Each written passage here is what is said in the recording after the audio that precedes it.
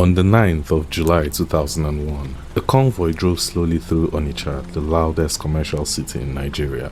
Traders left their shops to follow it. By the time it stopped at Ọchanja Market Junction on Upper Iweka Road, thousands of people were waiting.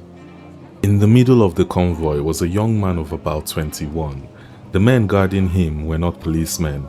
There was no judge waiting, no courtroom, no lawyer, no charges read out, just a crowd and a machete. And when the machete went up, the crowd did not scream, they cheered. The young man was Okwudili Ndiwe. Onitsha knew him best as Derico Nwamama, the street boy who had risen from picking pockets in main market to running the most feared armed robbery gang in the East. The newspapers credited his gang with over 100 killings, 25 of them policemen. Numbers no courts ever tested, because no courts ever got the chance. For 2 years, he had closed markets with a rumor and dissolved checkpoints with just his name. The police could not stop him, so the state reached past the police, past the courts, and past even its own one-year-old constitution to legalize a vigilante army from Aba. Men with pump-action shotguns and machetes. Men the whole East called the Bakassi Boys. This is the story of the 7 days that ended Derico, and of what the men who killed him did to Anambra when there was no Derico left to hunt.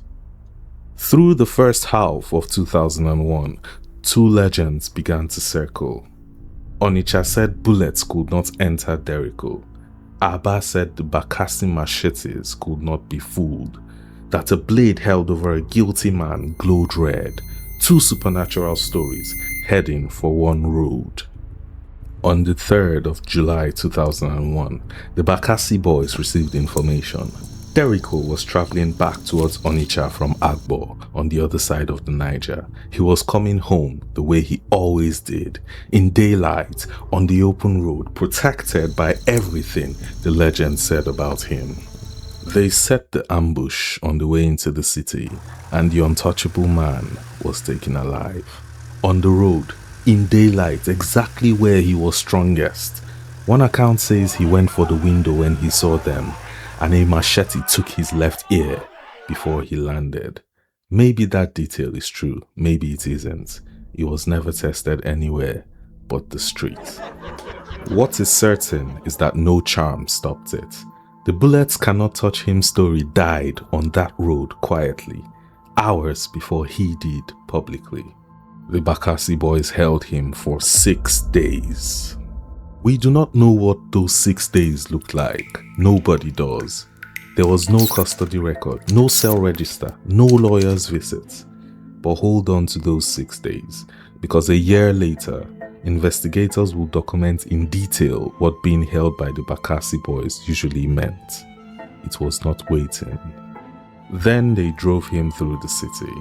Which brings us back to Ọchanja Junction, the crowd and the machete. There was no trial. There was never going to be a trial. On the 9th of July 2001, in front of thousands of people, the Bakassi Boys beheaded Derico Nwamama at a market junction. He was about 21 years old, and Onitsha, robbed, bereaved, exhausted Onitsha, cheered. For about 3 weeks, that was the whole story. The monster was dead, the market stayed open, the cure had worked. Then, the police announced they were hunting the leader of the Bakassi Boys for killing Derico Nwamama. 5 members were arrested. Yes, you heard that correctly. The police force that could not arrest Derico while he robbed banks in daylight moved almost immediately against the men who stopped him. Onitsha read it as jealousy, the failed guard dog biting the dog that hunted. That was one reading. The other reading arrived the following year, and it was darker. In May 2002, Human Rights Watch and a Lagos research group published a joint investigation into the Bakassi Boys. Page after page, it documented what the cure had actually been doing. Scores of public executions without trial. Derico was not an exception, he was the routine. torture cells where suspects were held for weeks, and witness after witness described the group as something else entirely, not a citizen's shield, but the private army of the governor who had legalized them. The report documented killings that had nothing to do with armed robbery. In November 2000, a popular prophet was killed. In February 2001, a chief, a critic of the state government, killed. Men detained and tortured, whose only offense sat in politics, not crime. Witnesses told the investigators the machetes had started smelling something new. The governor's opponents. The blade that could not be fooled turned out to take instructions. By late 2002, the federal government had had enough.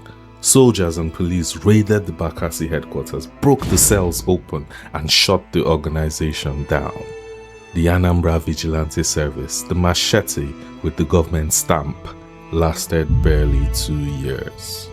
But if you ask anyone who lived through that era what they remember, it's not the human rights reports. The same year the machete came down at Ọchanja, Nollywood released a movie called Issakaba. Rearranged the letters, Bakassi. Sam Dede played Ebube, the fearless vigilante leader cleansing a land the police had abandoned. It was a monster hit. 3 sequels followed, in video parlors across Nigeria, in the same cities where the real cells sat. Children cheered the machetes. So, here is how the ledger closed. Derico Nwamama got a machete at a market junction. The men who swung it got a movie and became folk heroes. The governor who armed them finished his term. And nobody in this story, not the robber, not his victims, not even the men in the torture cells, ever got a trial. When a state abandons its people, the people will crown whoever ends their fear without asking what the crown costs. Onitsha is still deciding whether it's overpaid. If you want more stories like this and you enjoyed this video, please do like, share and subscribe. We will be bringing you more.